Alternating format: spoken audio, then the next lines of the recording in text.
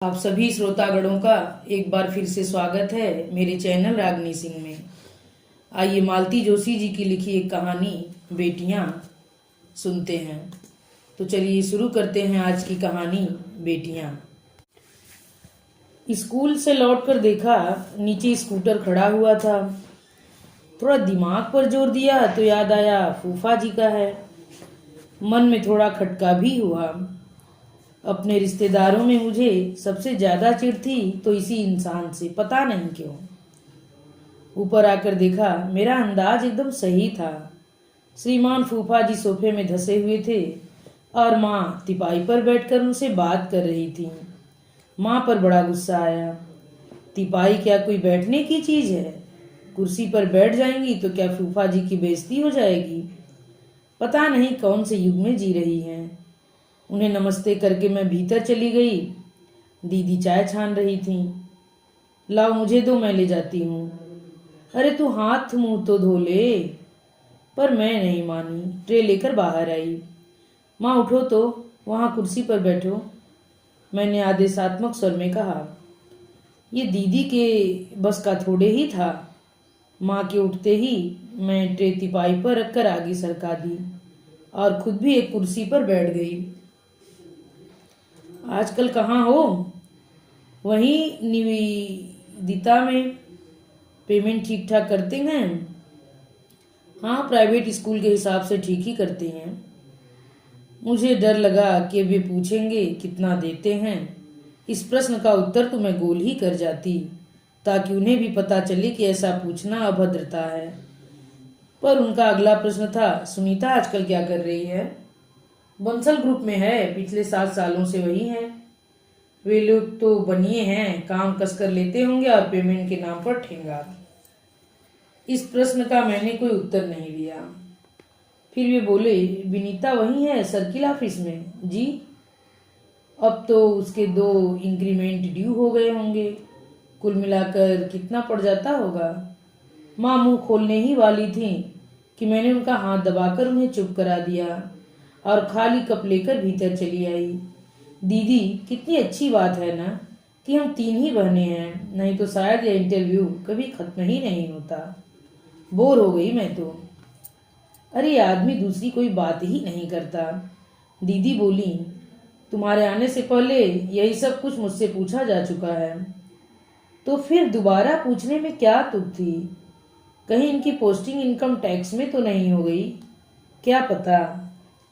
पर उन्हें सबकी सैलरी में बड़ा इंटरेस्ट है। माँ से भी पेंशन का हिसाब ले चुके हैं। छोटी अगर इनके सामने आ गई तो फिर वही सिलसिला शुरू हो जाएगा। हम दोनों ने तो इन्हें झेल भी लिया था, पर उसमें इतना पेशेंस नहीं है, कुछ भी बोल देगी। मैं थोड़ा बाहर ही बैठती हूँ। माँ को भी उनके साथ अकेले छोड़ना खतरे से खाली नहीं है। एहतियात के तौर पर मैं पुनः बाहर आकर बैठ गई।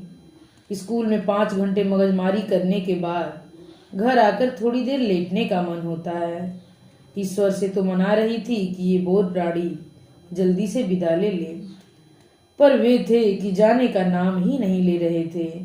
सोचा होगा अब आए हैं तो तीसरी से भी मिलकर ही जाएंगे। विनीता रोज की तरह 6:15 बजे लौटी। घर में अनचाहे मेहमान को देखकर वह भी थोड़ी बोर हो गई, पर नमस्ते तो करनी ही थी। उन्होंने छूटते ही प्रश्नों की बौछार शुरू कर दी। और सुनाओ, कैसा चल रहा है? जी ठीक है। आजकल तुम्हारे सी कौन है? अग्रवाल, RK अग्रवाल। दफ्तर तो शायद तुम्हारा MP नगर में है ना? जी। फिर लंच के लिए न्यू मार्केट तक क्यों आती हो? AP नगर तो होटलों से भरा पड़ा है। विनीता का चेहरा एकदम फक हो गया। फिर धीरे धीरे वह तमतमाने लगा। मैंने एकदम कहा, छोटी दीदी कब से चाय लेकर बैठी हैं, जल्दी से जाकर ले लो, नहीं तो ठंडी हो जाएगी। उसे तो खिसकने का बहाना ही चाहिए था। वह तुरंत भीतर चली गई। अब फूफा जी माँ से मुखातिब हुए। आज दोपहर को एक छोकरे के साथ होटल में खाना खा रही थी। मैंने सोचा आपको आगाह कर दूं, कल को कुछ ऊंच नीच ना हो जाए। मुझे तो जैसे आग लग गई। माँ भीतर की ओर मुंह करके विनीता को तलब करने जा रही थी कि मैं फुफका कर उठ खड़ी हुई। फूफा जी, आप तो वल्लभ भवन में हैं ना? फिर लंच के लिए रोज पहाड़ी उतर कर न्यू मार्केट तक आते हैं? वे एकदम सकपका गए, फिर तुरंत संभल कर बोले, रोज कौन आता है नीता? दोस्त लोग इसरार करते हैं तो कभी कभार मानना पड़ता है। तो यही आप विनीता के लिए क्यों नहीं सोचते? लड़की नौकरी कर रही है, ऑफिस में कभी किसी को ट्रीट देनी भी पड़ती है, कभी किसी से लेनी भी होती है। तो अब वह पिद्दी सी लड़की भाई साहब की बराबरी करेगी? माँ झल्लाई। देखिए, मैंने तो अपना समझकर आपको सावधान कर दिया, आगे आपकी मर्जी। नहीं फूफा जी, आपने अपना समझा होता तो वहीं रुककर उससे बात करते, लड़के का पता ठिकाना पूछते। वह तो आपने किया नहीं, शिकायत करने यहाँ दौड़े चले आए। आपको यह शोभा नहीं देता। चुप कर लड़की, माँ गुर्राई। पर मैं चुप नहीं हुई। कहा, फूफा जी, पापा की तेरही खाकर आप जो गए हैं तो उसके बाद आज दर्शन दिए हैं। इस बीच आप लोगों ने कभी यह भी जानने की कोशिश नहीं की कि हम लोग कैसे जी रहे हैं, अपने लोग कैसे होते हैं। वे एकदम उठ खड़े हुए। चलता हूँ भाभी जी, मैं नहीं जानता था कि आपकी बेटियों के पर निकल आए हैं, उन्होंने कहा और दंदनाते हुए सीढ़ियां उतर गए। उनके जाते ही माँ मुझ पर फट पड़ी। 2 मिनट चुप नहीं रह सकती थी तुम? हर बात का जवाब देना क्या जरूरी है? अब वे पूरी बिरादरी में जाकर मेरे नाम के कसीदे पढ़ेंगे कि लड़कियों को अच्छे संस्कार दिए हैं। मुझे बोलने का शौक नहीं है माँ, पर तुम्हारी वजह से बोलना पड़ता है। तुम ही अगर अपने बच्चों का पक्ष लेती, उनकी गलतियों को छुपा लेती तो क्या परेशानी थी, पर नहीं, तुम तो उल्टे सबके सामने ही डांटने डपने लग जाती हो। अभी जो मैंने फूफा जी को खरी खोटी न सुनाई होती तो तुम उन्हीं के सामने छोटी का झोटा पकड़कर पूछताछ शुरू कर देती। इसी तमाशे की उम्मीद में तो वे यहाँ आए थे, पर हाय, बेचारों को निराश लौटना पड़ा। तो तुम क्या समझती हो, वो चले गए हैं तो मैं छोटी को बख्श दूंगी? उससे पूछोगी यही ना? तो इत्मीनान से पूछ लेना, वह कहीं भागी तो नहीं जा रही। देखो माँ, लड़कियों से अगर नौकरी करवानी है तो दिल और दिमाग दोनों खुले रखने होंगे। दुनिया जहान की लड़कियां नौकरी करती हैं, क्या सब ऐसे रंग बिखेरती हैं? क्या रंग बिखेर दिए उसने? किसी ने कुछ कह दिया और तुम लगी ताल ठोकने। इसी से तो रिश्तेदारों को सह मिलती है। मैंने यह विषय वहीं समाप्त कर देना चाहा था, पर तभी विनीता सामने आकर खड़ी हो गई। हाँ पूछो माँ, क्या पूछना है? इस समय वह काफी सहज लग रही थी। उसका आत्मविश्वास देखकर लग रहा था कि वह संभावित हमले के लिए तैयार होकर आई है। उसकी दिलेरी से माँ चौंकी तो पर विचलित नहीं हुई।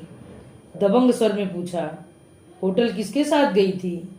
फूफा जी ने बताया तो था। लड़के का नाम बता। क्या इस शहर के सब लड़कों को तुम जानती हो? वह तुझे होटल क्यों ले गया था? तभी अनुदी ने बताया तो था। नौकरी में यह सब चलता ही रहता है।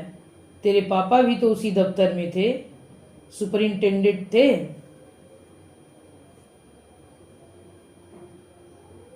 पर उन्हें तो कभी किसी ने खाने का निमंत्रण नहीं दिया।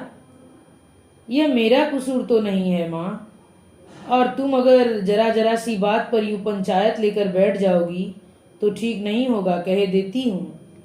उसने जैसे धमकी ही दे डाली। सुनीता दीदी ने बीच बचाव किया, यह बात नहीं है विनी, तुम इतनी छोटी हो, इसी से फिक्र होती है, और तुम्हारा दफ्तर तो घाघ लोगों से भरा पड़ा है। तो यह तब नहीं पता था जब मुझे नौकरी पर भेजा गया था। छोटी तो मैं तब भी थी, शायद आज से भी 3 साल छोटी थी। उसका रुख एकदम आक्रामक हो गया था। नौकरी को लेकर वह बेहद टची हो गई है। सब जानते हैं कि यह नौकरी उस पर जबरन थोपी गई है, और यह जतलाने का एक भी मौका वह हाथ से नहीं जाने देती। नौकरी करने का मतलब यह तो नहीं है कि जिस तिस के साथ गुलछर्रे उड़ाती फिरो। माँ बदस्तूर जारी थी। अब बस भी करो माँ। विनीता, भगवान के लिए तू ही चुप हो जा। चल कमरे में चलकर आराम करते हैं। आई हूँ तब से यही चकचक मची हुई है। मैं उसे खींचकर कमरे तक ले गई। वह हम बहनों का साझा कमरा था, पर उसने मुझे भीतर आने ही नहीं दिया। एक तरह से परे धकेल कर दरवाजा बंद कर लिया। मैं अपमानित सी बाहर खड़ी रह गई। दीदी रसोई में सब्जी काट रही थी। मैं भी पहुंच गई। लाओ मैं कुछ करवा दूं। क्यों, आज ट्यूशन नहीं जाना है क्या?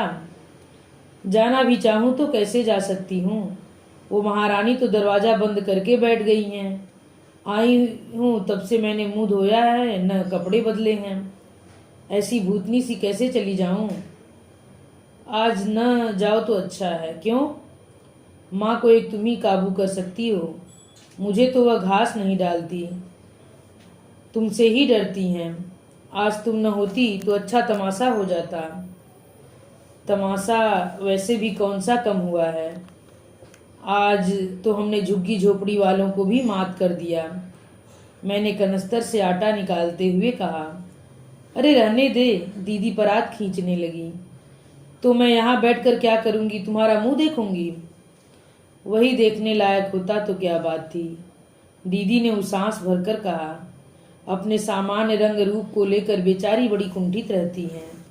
उनकी यही व्यथा उन शब्दों में प्रकट हो रही थी। विषय बदलने की गरज से मैंने कहा, और माता राम कहाँ हैं? गैलरी में बैठी चौधरी आंटी की प्रतीक्षा कर रही हैं। प्रवचन में जाना है ना। बेचारी चौधरी आंटी, वह इनकी तरह फुर्सत में थोड़े ही हैं। बेचारी घर भर को खाना खिलाएंगी तब बाहर निकलेंगी। यहाँ तो फुर्सत ही फुर्सत है।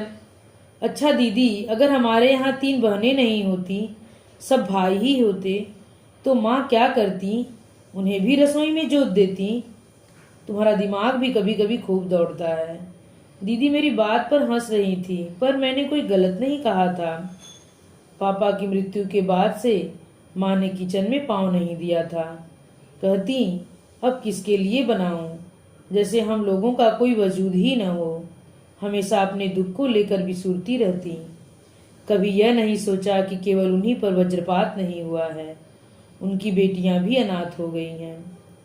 उनका रूप देखकर हम लोगों ने आपस में काम बांट लिया था। दीदी सुबह 9 से 2 बजे तक काम पर जाती थी। मेरा स्कूल 12 से 5 तक का था, इसलिए सुबह का खाना मैं बनाती थी, शाम को दीदी देख लेती थी। विनीता छोटी थी और हमेशा छोटी ही बनी रही। भाभी जी, नीचे से चौधरी आंटी की आवाज आई।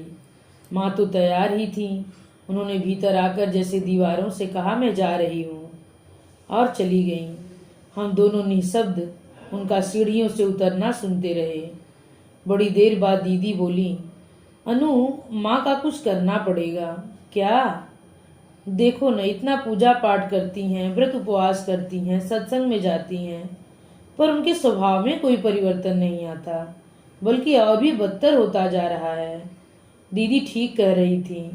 पापा की मृत्यु के बाद से माँ बहुत ही चिड़चिड़ी हो गई थी। पता नहीं कैसी असुरक्षा की भावना उनके मन में घर कर गई थी कि वे हर किसी को संदेह की दृष्टि से देखने लगी थी। मेरी तो उनसे हमेशा झड़प हो जाती है। दीदी बेचारी बहुत शांत और सहनशील हैं, पर मैं बहुत मुंहफट हूँ। किसी की गलत बात तो मैं सह नहीं सकती। विनीता को इतने दिनों तक हम लोग छोटी सी मासूम सी गुड़िया समझते थे, पर जब से नौकरी करने लगी है, वह मेरे भी कान काटने लगी है। माँ चली गई तो दीदी ने कहा, अनु एक बार दरवाजा खटखटाकर देख तो, मुझे डर लग रहा है। तुम क्या सोचती हो पंखे से लटक जाएगी? चुप कर, जो मुंह में आया बोल देती हो। फिर डर किस बात का लग रहा है? मैंने छेड़ा। दीदी झेप गई। यही डर लग रहा है रे। आजकल रोज तो किससे सुनती हूँ। फिर भी तुम्हें डरने की जरूरत नहीं है। आत्महत्या वे करते हैं जिनके सपने टूट जाते हैं। विनी ने तो अभी सपने देखना शुरू किया है। मेरा अनुमान एकदम सही था। करीब 8:30 बजे वह बाहर निकली और रोज की तरह लड़ियाकर बोली, दीदी खाने का क्या डील डॉल है? बहुत भूख लग रही है। खाना तो लाडो कब से तैयार है, मैंने कहा। हम तो बस तुम्हारे को भवन के खुलने की प्रतीक्षा कर रहे थे। रोज की तरह तीनों खाने की मेज पर बैठी। माँ ने रात का खाना करीब करीब छोड़ ही दिया था, फिर भी विनीता ने पूछ ही लिया, माता श्री का क्या आज फिर उपवास है? उपवास भी है और उन्हें प्रवचन में भी जाना था। उनसे कहो यार कि मजे से दोनों वक्त खाएं पिएं और खुश रहें, जिए और जीने दें। भूखी रहती है तो दिमाग में गर्मी चढ़ जाती है, सारा घर परेशान होता है। उसके इस कथन पर हमने कोई प्रतिक्रिया व्यक्त नहीं की और चुपचाप खाना शुरू कर दिया। दीदी मुझे बार बार इशारा कर रही थी कि मैं उस लड़के के बारे में पूछूं। उनकी अपनी हिम्मत नहीं पड़ रही थी। मैंने जानबूझकर उन्हें अनदेखा किया। मैं खाने को बदमजा करना नहीं चाहती थी। हम लोग रोज की तरह कैसेटों की, सिनेमा की, क्रिकेट की बातें करते रहे। भोजन सानंद संपन्न हो गया। सोचा था रात को इत्मीनान से विनीता से बात करूंगी, पर वह तो बिस्तर पर पड़ते ही सो गई थी। दिन भर की थकान और तनाव अब उसके चेहरे से गायब थे और वह एक बच्ची की तरह मासूम लग रही थी। दीदी भी ज्यादा देर तक जागने की आदी नहीं है। सुबह 5 बजे से उठ जाती हैं, इसलिए रात 10 बजते बजते उनकी आंखें झपकने लगती हैं। मैं लेकिन देर तक सो नहीं सकी। सोचने का रोग मुझ में कुछ ज्यादा ही है। पापा की मृत्यु के बाद से ये बीमारी कुछ ज्यादा ही हो गई है। आज भी मुझे पापा की मृत्यु के बाद का सारा घटनाक्रम। शाम को सब लोग रोज की तरह पापा की प्रतीक्षा कर रहे थे कि संदेशा आया, पापा अस्पताल में हैं। हम सब लोग भागे भागे अस्पताल पहुंचे। तब तक सब समाप्त हो चुका था। लोगों ने बताया कि शायद दफ्तर में अचेत होते ही उनके प्राण निकल गए थे। अस्पताल ले जाना तो मात्र औपचारिकता थी। अगले 10-12 दिनों में घटनाक्रम इतनी तेजी से घूमता रहा कि सोचकर आश्चर्य होता है। एक व्यक्ति की मृत्यु कितने सारे प्रश्न चिन्ह खड़े कर गई थी। पापा की राख ठंडी भी न हो पाई थी कि सबको घर परिवार की चिंता सताने लगी। चिंता की तो बात ही थी, आखिर 3 लड़कियों की जिम्मेदारी का सवाल था। मम्मी को पेंशन तो मिलने वाली थी, पर उससे क्या होता? उन दिनों दीदी ही बस काम कर रही थी। वहां भी बहुत अच्छा वेतन नहीं था। सबसे बड़ा सहारा था अनुकंपा नियुक्ति का, और सबसे ज्यादा उहापोह भी उसी को लेकर था। माँ का तो प्रश्न ही नहीं था। कुल जमा 8वीं पास थी। बहुत होता प्यून की नौकरी मिल जाती, पर वह हम में से किसी को भी गवारा नहीं था। चाचा बोले सुनीता को लगवा देते हैं। उसके दबे हुए रंग के कारण शादी में वैसे ही बहुत अड़चन आ रही है। सरकारी नौकरी लग जाएगी तो लड़के वाले हाथों हाथ ले लेंगे। पर मामा जी को यह प्रस्ताव पसंद नहीं आया। बोले सुनीता की समस्या तो हल हो जाएगी, पर हमारी बहन का क्या होगा? उसे तो इसी कमाई के सहारे जिंदगी गुजारनी है। तो क्या लड़कियों को जिंदगी भर घर में बिठा कर रखेंगे? मान लो अनीता को भी लगवा देते हैं तो 3-4 साल में उसकी भी शादी तो होनी ही है। एक प्रावधान होता है, फूफा जी बोले। लड़की अगर शादी कर भी ले तो भी आधी तनख्वाह वो अपने मैके वालों को देने के लिए बाध्य होती है। अरे लाख कानून हो, पर ब्याही लड़की का पैसा कौन लेगा बताइए? तो मौसी ने तुनक कर कहा। तो ऐसा करते हैं, विनीता को लगवा देते हैं। कम से कम 8-10 साल तक तो चिंता नहीं रहेगी, बाद में देखा जाएगा। अब तक मैं मूक दर्शक की भांति सारा तमाशा देख रही थी। अब मुझसे चुप नहीं रहा गया। मामा जी, ये आप कैसी बातें कर रहे हैं? उसकी कोई उम्र है नौकरी करने की? बच्ची है अभी तो। कोई दूधमुही बच्ची तो है नहीं। 18 पार तो कर चुकी होगी। तो क्या हुआ? इस समय वह पीएमटी की तैयारी कर रही है। पापा का कितना मन था कि कम से कम उनका एक बच्चा डॉक्टर बने। हम दोनों आर्ट्स वाली थी, इसी पर सारी आशाएं थी। कम से कम पापा का सपना तो पूरा होने दीजिए। सपना पूरा ही करना था तो बने रहते, खुद तो चले गए और मेरी जान को ये 3 बलाएं छोड़ गए। माँ रोने लगी। वातावरण फिर शोकमग्न हो गया। जिज्जी ठीक कह रही हैं। वैसे 3-3 लड़कियों की जिम्मेदारी कम नहीं होती। इस पर डॉक्टरी पढ़ाना क्या कोई हंसी खेल है? इतना खर्च कौन उठाएगा? हम लोग उठा लेंगे। दीदी तो जॉब कर रही हैं, मैं भी नौकरी कर सकती हूँ। आप पापा के स्थान पर मुझे लगवा दीजिए। और कल को शादी करके चली जाओगी तब तब क्या हम तुम्हारे दरवाजे आकर भीख मांगेंगे? मेडिकल की पढ़ाई कोई 1-2 साल की नहीं होती, पूरे 5 साल लगते हैं। और देखो, उसके भाग में अगर डॉक्टर बनना होता तो जीजा जी असमय क्यों चले जाते? या वही पिछले साल निकल जाती, इस साल ड्रॉप न लेना पड़ता। चाचा बोले। मुझे बड़ा ताव आया। कहा, चाचा जी, पीएमटी इतनी आसान नहीं है। बहुत ही ज़हीन या भाग्यवान होते होंगे जो पहली बार में निकल जाते हैं। अधिकांश लोग तो 2-2, 3-3 कोशिशें करते ही हैं। वैसे यह अच्छा ही हुआ जो वह पिछली साल रह गई, नहीं तो झक मार कर कोर्स तो पूरा करवाना ही पड़ता। चाचा ऐसे बोल रहे थे जैसे उन्हें ही फीस देनी पड़ती।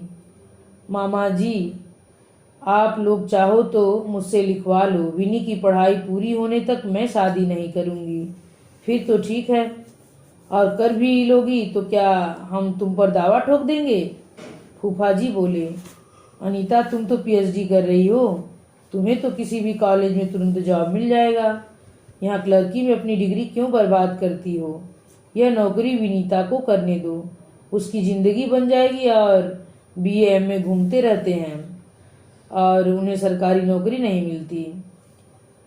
तुम तो समझ लो कि विनीता बड़ी भाग्यवान है जो बैठे बिठाए सरकारी नौकरी मिल रही है, नहीं तो आजकल हायर सेकेंडरी को कौन पूछता है। अजीब शख्स हैं, बाप की मौत को भाग्यशाली बता रहे हैं। मन हुआ कह दूं, भगवान ऐसा भाग्य आपके बच्चों को भी दे। पर चुप कर गई। मैंने और दीदी ने बहुत जोर लगाया, पर हमारी एक न चली। माँ को तो सारे रिश्तेदारों ने ऐसा घेर रखा था कि वे हमारे हिस्से आती ही नहीं थी। पिता तो चले ही गए थे, माँ भी हमसे दूर हो गई थी। वे हमारे किसी सुझाव, किसी प्रस्ताव को सुनने के लिए तैयार ही नहीं थी। विनीता को जब यह निर्णय सुनाया गया तो उसने रो रो कर घर भर दिया और हम लोग असहाय होकर देखते रहे। उसने खाना पीना छोड़ दिया, पर कोई नहीं पसीजा। एक तरह से हाथ पकड़कर ही उससे एप्लीकेशन लिखवा ली गई। हम दोनों से भी लिखवा लिया गया कि हमें कोई ऐतराज नहीं है, हम अपना हक स्वेच्छा से छोड़ रही हैं। माँ का तो प्रश्न ही नहीं था, उनके भाई उनसे जहाँ चाहे दस्तखत करवा सकते थे। इसके बाद पीएमटी की परीक्षा आई और चली गई। सूजी हुई आंखें लिए विनीता घर में कैद होकर बैठी रही। उसने सहेलियों से मिलना जुलना छोड़ दिया था, उसका हंसना बोलना बंद हो गया था। पूरे 4 महीने लगे तब जाकर उसका ऑर्डर आया। पहले दिन मामा जी दफ्तर तक पहुंचाने गए थे। मैं उसके लिए मिठाई लेकर आई। दीदी नया पर्स, छाता, टिफिन बॉक्स लेकर आई। मैंने अपने 2 अच्छे सूट उसे निकाल कर दिए। बड़ी बहन के नाते हम यह कर रहे थे, पर मन में एक अपराध भाव तो था ही। सुबह घर से छुई मुई सी रोनी सूरत वाली विनीता ऑफिस गई थी, पर शाम को लौटी तो बदली हुई थी और बदलती ही चली गई। सुबह की चाय हम लोग अक्सर गैलरी में ही लेते हैं। हम लोग मतलब मैं और दीदी। माँ तो उस समय सोई ही रहती हैं। मूड हुआ तो विनीता हमारे साथ बैठ जाती थी, पर अमूमन वह उतनी सुबह बिस्तर छोड़ना पसंद नहीं करती है। घर में वही एक खुली जगह है, इसलिए मैंने वहाँ 10-20 गमले रख लिए हैं। उनकी साज संभाल का भी वही समय होता है। उसके बाद तो पूरा दिन भाग दौड़ में ही बीत जाता है। चाय पीकर रोज की तरह दीदी अखबार देखने लगी थी। मैं मनी प्लांट के पत्तों को गीले कपड़े से पोंछ रही थी।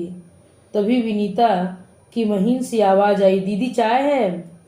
बिल्कुल है, जा जल्दी से कप ले आ। उसके भीतर जाते ही दीदी फुसफुसाकर बोली, लगता है महारानी का दिमाग आज ठिकाने पर है। मैं कुछ नहीं बोली, चुपचाप अपना काम करती रही। विनीता भी तब तक कप लेकर लौट आई थी। चाय की चुस्कियां लेते हुए उसने कहा, अनु अनु दीदी, आप कभी कोहिमा गई हैं? वहां के मनी प्लांट्स देखिए, you can't imagine, such a big size. बातों का सूत्र पकड़कर मैंने पूछ लिया, कल कोहिमा गई थी? उसी स्वीकारोक्ति के साथ ही दीदी शुरू हो गई।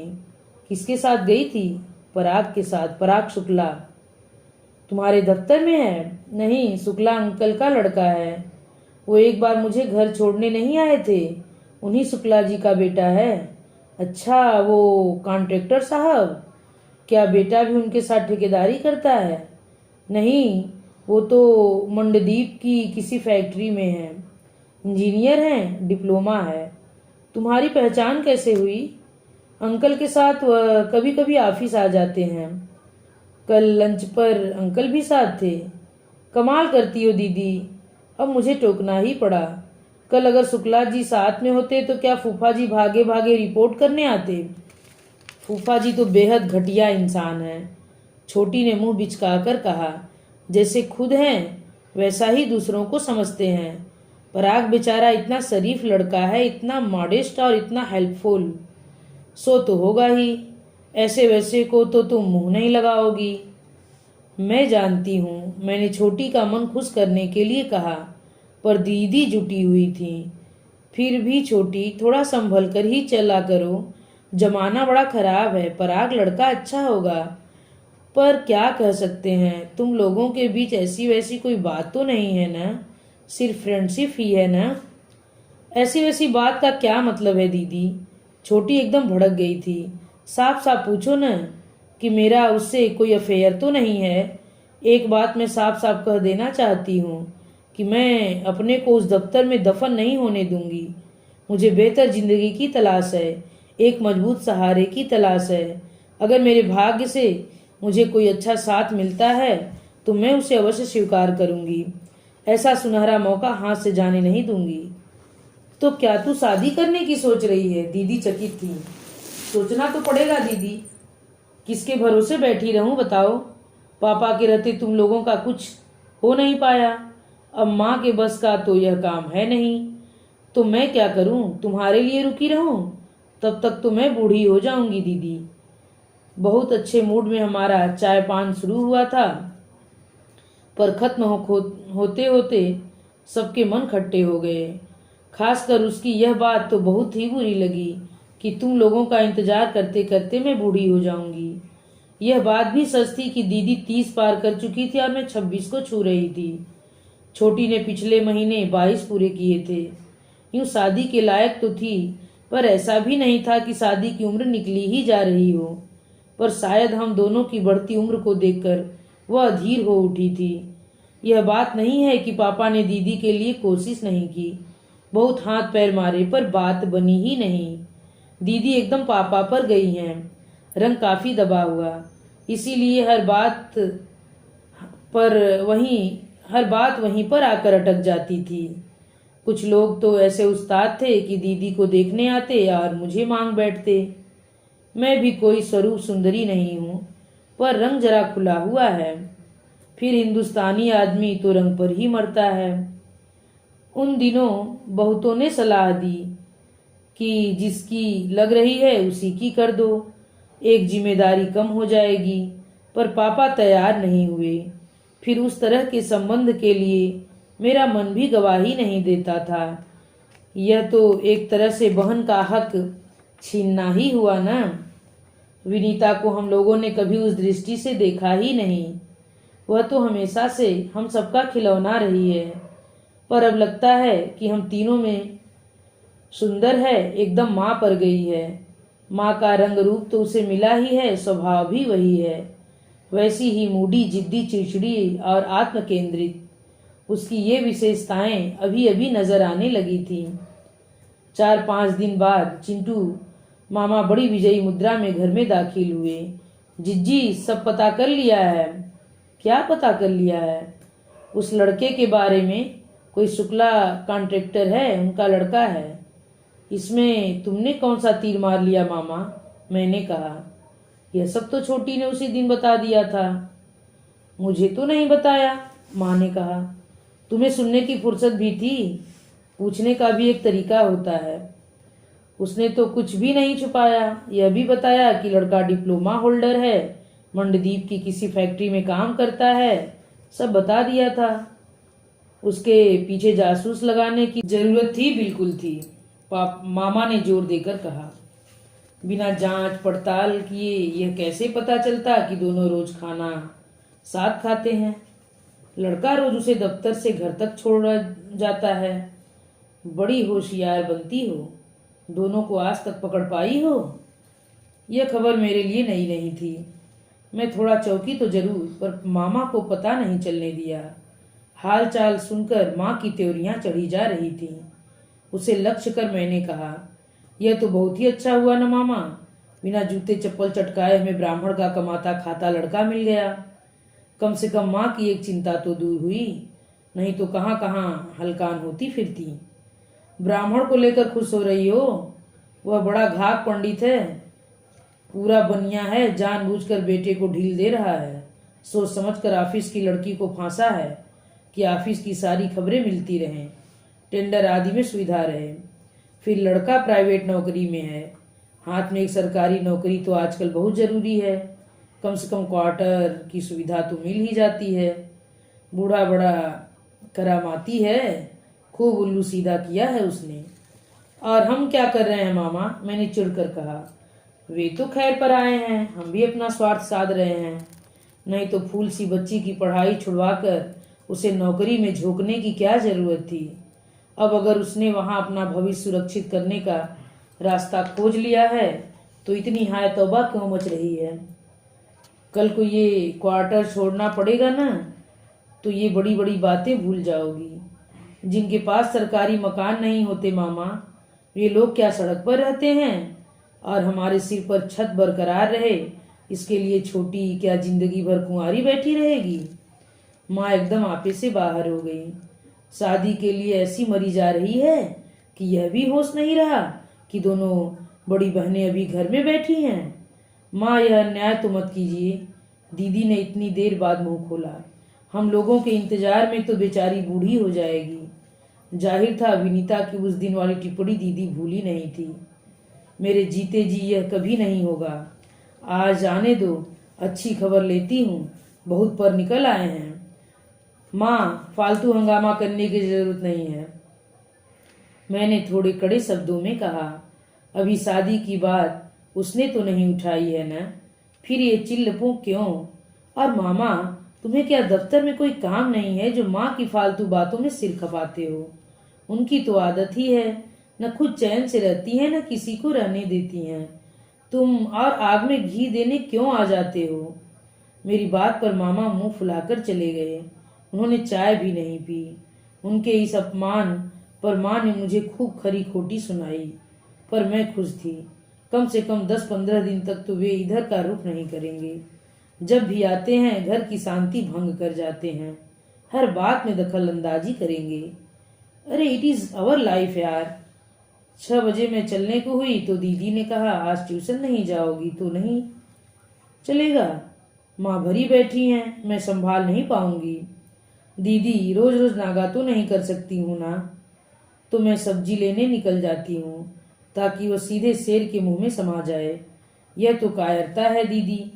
तुम इतनी कमजोर और डरपोक क्यों हो दीदी? कभी तो दृढ़ता से काम लो। यह तुम्हारे दब्बूपन का नतीजा है जो विनीता आज भुगत रही है। क्यों, मैंने क्या किया है? उस दिन तुम अगर तन कर खड़ी हो जाती और कहती कि पापा की नौकरी पर पहला हक मेरा है, तो किसी की मजाल नहीं है जो विरोध करता। पर तुमने तो चुपचाप फार्म पर दस्तखत कर दिए, अपना हक छोड़ दिया। दस्तखत तो तुमने भी किए थे। हाँ, वह भूल तो मैंने भी की थी। मुझे लोगों ने सब्ज बाग दिखाए थे और मुझे विश्वास था कि पीएचडी होते ही मुझे कॉलेज में नौकरी मिल जाएगी। सब अरमान धरे रह गए। और मेरी क्या समस्या थी बताऊं? सब लोग उस नौकरी को मेरी शादी से जोड़ कर देख रहे थे।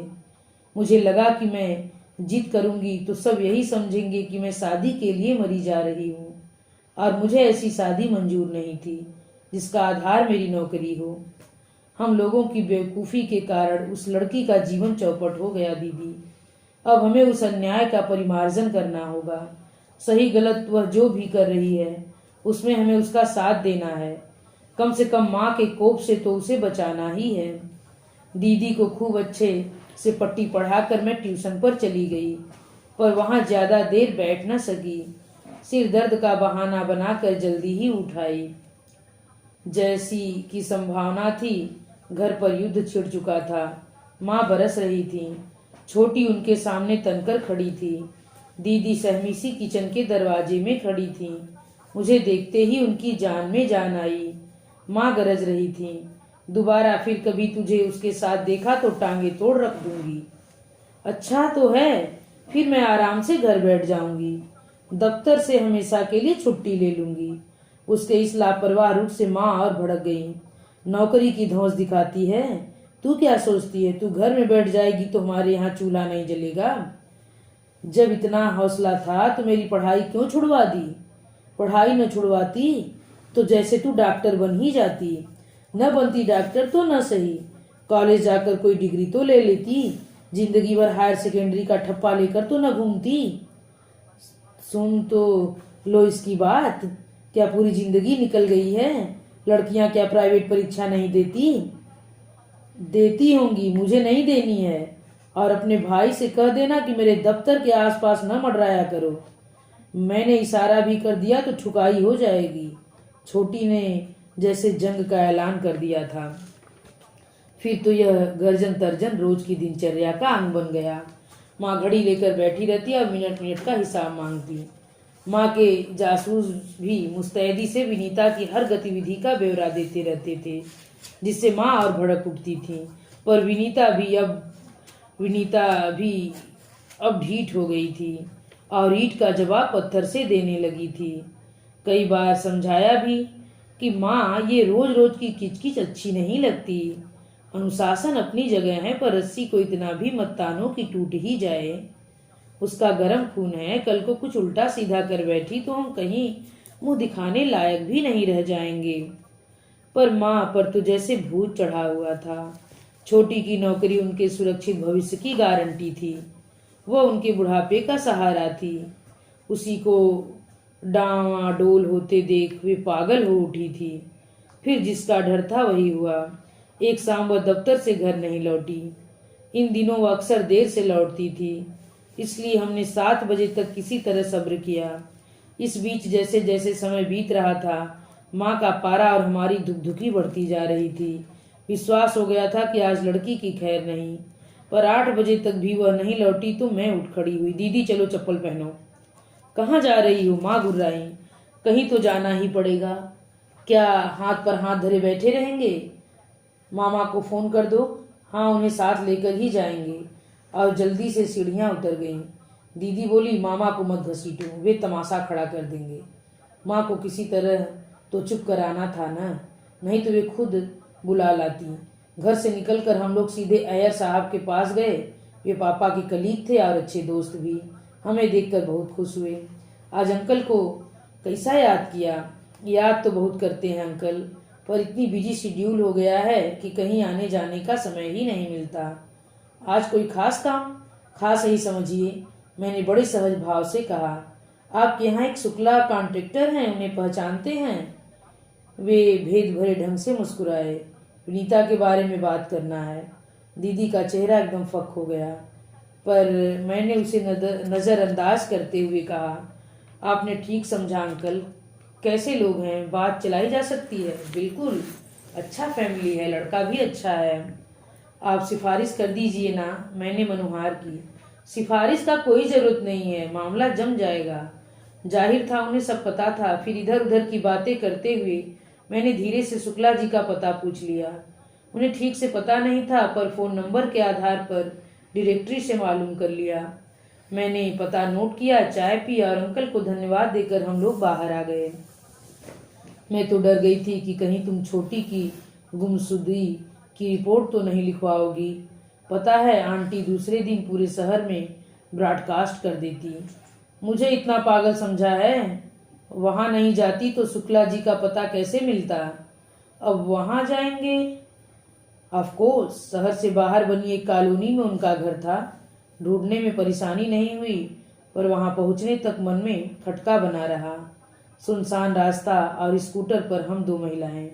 डरने की तो बात थी ही, पर आवेश में मैंने उस डर को पीछे छोड़ दिया।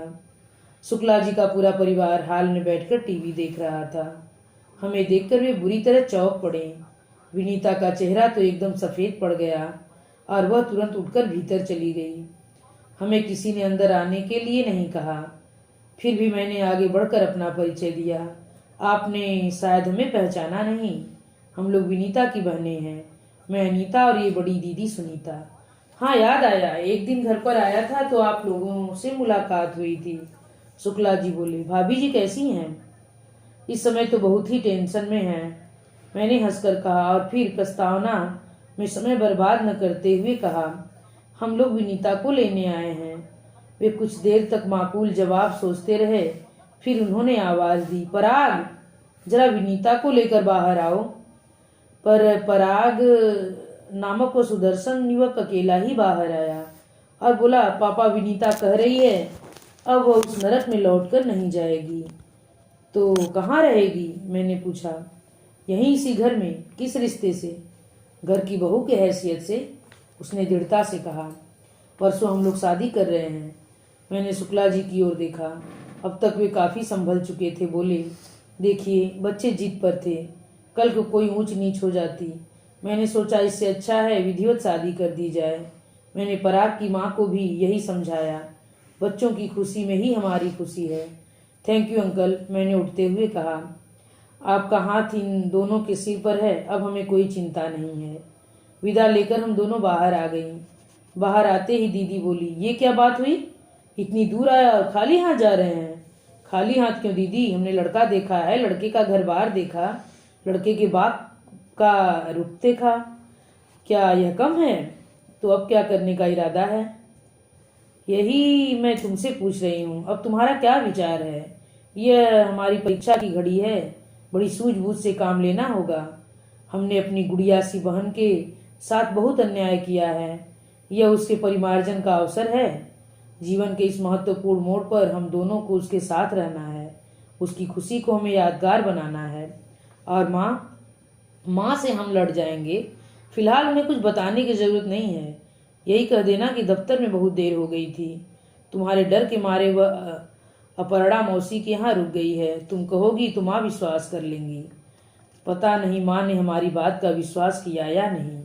उसकी चिंता करने की हमें फुर्सत ही नहीं थी। समय इतना कम था कि सामने इतने सारे काम थे। कमरे का दरवाजा बंद करके पूरी रात हम दोनों प्लानिंग करती रहीं, बजट बनाती रहीं, कार्ड का मजमून तैयार करती रहीं। सुबह सबसे पहले हमने एक एक एप्लीकेशन ठोकी और घर से निकल ली। माँ से यही कहा कि छोटी को लेने जा रही हैं, तुम्हारे डर के मारे वह अकेले नहीं आएगी। बाहर निकलकर हम लोगों ने 5-7 होटलों का मुआयना किया और एक हॉल बुक कर लिया। वहीं पर 150 लोगों के लिए भोजन का भी ऑर्डर दे दिया। एक बार होटल तय होने के बाद ही निमंत्रण पत्र छपने के लिए दिए जा सके। एक पंडित जी को पकड़ा, पूजा सामग्री की व्यवस्था भी उन्हीं को सौंप दी। हार फूल का ऑर्डर दे दिया। बैंड बाजे का जुगाड़ हमारे बस का नहीं था। हमने एक ऑर्केस्ट्रा पार्टी बुक कर दी। फिर छोटी के लिए बनारसी साड़ी और दूल्हे के लिए रेशमी कुर्ता और धोती जामा खरीदा। इतना करते करते ही हमारी बैंक बिल्कुल खाली हो गई। दीदी को कार्ड के लिए भेजकर मैं अगले प्रबंध के लिए घर आ गई। देखा कि वहाँ पूरा कुनबा मौजूद है। माँ के इंटेलिजेंट ब्यूरो की दाद देनी पड़ी। वे लोग जरा भी गाफिल नहीं थे। मैंने चेहरे पर जरा भी सिकन नहीं आने दी। हंसते हुए कहा, कितना अच्छा हुआ जो आप सब लोग यहीं मिल गए। मैं यहीं पर आप सबको विनीता की शादी का निमंत्रण दे रही हूँ। कार्ड भी आ रही है। मैं जवानी बतला दूं, कल शाम 7 बजे हिंडोला महल में। सबके सब अवाक, सब मेरा मुंह देख रहे थे। माँ की आंखों से तो अंगार बरस रहे थे। लग रहा था जैसे अभी मेरे बाल पकड़कर मुझे झिंझोर डालेंगी। बड़ी देर बाद फूफा जी बोले, यहाँ तो सब मिली भगत है, नाहक हमें परेशान किया। एक क्या बात करते हैं फूफा जी, लड़की की शादी में आप 2 दिन की छुट्टी भी नहीं लेंगे? जानते तो हैं कि इस घर में कोई पुरुष प्राणी नहीं है। आप ही लोगों पर सारा दारोमदार है। शादी ब्याह का मामला है, वह क्या हम औरतों के बस का है? तू तो पुरुषों के भी कान काट रही है। तुझे किसी की क्या जरूरत है? चाचा ने ताना कसा। वो तो सब हम अपनी सामर्थ्य और समझ के अनुसार कर ही रहे हैं। फिर भी ऐसा है कि शादी ब्याह में तो सबका ही सहयोग अपेक्षित होता है। यह कोई शादी है? मामा एकदम फट पड़े। सीधे सीधे अपहरण का मामला है। मैं भी जाकर FIR दर्ज कराता हूँ। आप भूल रहे हैं मामा कि लड़की बालिग है और सरकारी दफ्तर में नौकरी कर रही है। आप सुप्रीम कोर्ट तक भी जाएंगे तो हार जाएंगे। नौकरी न हुई मुसीबत हो गई, माँ ने माथा ठोकते हुए कहा। इससे तो अच्छा था सुनीता को लगवा देते, कम से कम जग हंसाई तो न होती। हमने तो पहले ही कहा था, श्रेय लेने का कोई मौका चाचा नहीं चूकते। जग हंसाई तो अब भी कुछ नहीं हुई है माँ। अच्छा खाते पीते घर का लड़का है, जाति बिरादरी का है, बिना किसी दान दहेज के शादी हो रही है। इससे अच्छी बात और क्या होगी। पर हाँ, उसकी जगह अगर दीदी की नौकरी लग गई होती तो उसका फूल सा बचपन न छिनता। दीदी की भी जिंदगी बन गई होती, उनमें एक आत्मविश्वास जागता। पर उस समय तो तुम लालच में अंधी हो रही थी। हमसे ज्यादा तुम्हें गैरों पर भरोसा था, उनकी सलाह तुम्हारे लिए वेद वाक्य थी। तो अब हम गैर हो गए। सुन लो बिन्नो, हम इतनी भी फुर्सत में नहीं हैं कि सलाह मशवरा देते फिरे। हमें संदेश भेजकर बुलाया जाता है तब हम आते हैं। चाचा और मौसी एक साथ बोल उठे। आप लोगों के आने पर हमें ऐतराज नहीं है मौसी, पर ये माँ जो है ना, दूसरों की बात पकड़कर बैठ जाती हैं। हमारी बातों का उन पर असर ही नहीं होता। अब विनीता की बात ही लीजिए, उसे शादी की ऐसी कोई जल्दी नहीं थी, पर माँ ने कौच कौच कर उसका जीना हराम कर दिया था। इसीलिए चिढ़कर आवेश में आकर उसने यह कदम उठा लिया। अब अगर उसने तय कर ही लिया है तो शादी होकर रहेगी। चाचा आप कन्यादान करना चाहें तो आपका स्वागत है। मामा आप भात वात लेकर आना चाहें तो आपका भी स्वागत है। पर प्लीज थोड़ा संयम बरतिएगा, हमारी और आपकी इज्जत का ख्याल रखिएगा। ऐसा न हो कि मजबूरी में मुझे कोई अप्रिय कदम उठाना पड़े। अरे मैं थूकता हूँ ऐसी शादी पर, मैं तो वहां झांकूंगा भी नहीं। मामा तैस में आकर उठकर चले गए। मैंने चैन की सांस ली। मामा का आना उनके न आने से ज्यादा दुखदाई था। भाई का यूं अपमानित होकर चला जाना माँ को जरा भी अच्छा नहीं लगा। उनका तमतमाया चेहरा देखकर मैं समझ गई कि अब ज्वालामुखी फटने ही वाला है। सौभाग्य से तभी दीदी कार्ड लेकर आ पहुंची और वातावरण की कड़वाहट उत्सुकता में बदल गई। निमंत्रण पत्र का मजमून, कागज, साइज, छपाई आदि पर चर्चा होने लगी। आदत के अनुसार फूफा जी ने पूछ ही लिया, एक कार्ड 2-2.5 का तो पड़ा ही होगा। अर्जेंट में कुछ ज्यादा ही पड़ा है। वहाँ के खाने के रेट क्या हैं? बाकी दिनों का पता नहीं, अभी तो 125 रुपये प्लेट तय हुआ है। हाल का किराया अलग से। जी 8,000 एक शाम के। फूफा जी की आंखें आश्चर्य से फैल गईं। माँ तो एकदम हत्थे से ही उखड़ गई। वाह, जैसे किसी नवाबजादी की शादी हो रही है। कौन देगा ये खर्चा? तुम दोगी और कौन देगा? माँ हो तुम उसकी? मेरे पास फूटी कौड़ी नहीं है कैसे नहीं? पापा हर महीने हम तीनों के नाम से कुछ न कुछ जमा करते थे। वह पैसा किस दिन काम आएगा? पापा की ग्रेच्युटी अभी अनछुई पड़ी है, उसे कब हाथ लगाओगी? और कल को तुम लोगों की शादी होगी तब की तब देखी जाएगी। अभी फौरन तैयार होकर मेरे साथ बैंक चलो, वहां दुनिया भर की फॉर्मेलिटी करनी पड़ती है। जल्दी चलो। माँ नानुकुर करती रही तो आखिर मैंने ब्रह्मशास्त्र निकाला। कहा, माँ कुछ तो शर्म करो। पिछले 3 साल से वो लड़की तुम्हें कमाकर खिला रही है, उसका कर्ज है तुम पर, इसका तो ख्याल करो। तुमने उससे बहुत कुछ छीना है, कुछ तो भरपाई करो। बेमन से ही सही, माँ को मेरे साथ बैंक आना पड़ा। पैसे निकलवा कर मैंने सीधे सराफे का रुख किया। छोटी के लिए एक सेट और दामाद के लिए एक अंगूठी खरीदी। माँ को बोलने का मौका ही नहीं दिया और 20-25 कार्ड और मिठाई फल फूल लेकर हम लोग शुक्ला जी के यहाँ पहुँचे। हमें दोबारा अपने दरवाजे पर देखकर शुक्ला जी चकरा गए। मैंने सामान मेज पर रखा, उनके हाथों में कार्ड दिया और हाथ जोड़कर कहा, मेरी छोटी बहन की शादी है, आप लोग जरूर पधारिएगा। उन्होंने कार्ड पढ़ा और चौंक उठे। उनकी उस अवस्था का लुत्फ उठाते हुए मैंने कहा, अंकल, आपने जो बड़प्पन दिखाया उसके लिए हम सदा आपके आभारी रहेंगे, पर हमारा भी तो कुछ फर्ज था। माना कि विनीता के पापा नहीं हैं, पर वह अनाथ नहीं है। उसकी माँ है, बहनें हैं, चाचा ताऊ हैं। उसे ऐसे बिन ब्याहे हम आपके घर कैसे रहने देंगे? जो भी हो वह परंपरा के अनुसार हो तो अच्छा लगता है। आप शान से बारात लेकर आइए और 4 भले आदमियों के सामने उसे ब्याह कर ले जाइए। इस बार मुझे कहना नहीं पड़ा, उन्होंने खुद ही आवाज दी, पराग, विनीता से कहो उसकी दीदी लोग उसे लेने आई हैं। विनीता कहीं आसपास ही थी शायद। आवाज सुनते ही दौड़ी चली आई और हमसे लिपट गई। उसके आंसुओं का सैलाब किसी तरह थमता ही नहीं था। जोश में आकर एक कदम उठा लिया था। ऊपर से बहादुर बन रही थी, पर भीतर से तो डरी हुई थी बेचारी। रिक्शे में बैठते हुए मैंने दीदी से कहा, दीदी, तुम चाहो तो घर पर उतर जाना, मैं इसे किसी पार्लर में लेकर जाती हूँ। इसके चेहरे की मूर्धनी धोने में तो हफ्ता लग जाएगा, पर कल तक जरा प्रेजेंटेबल तो बना दूं। धन्यवाद।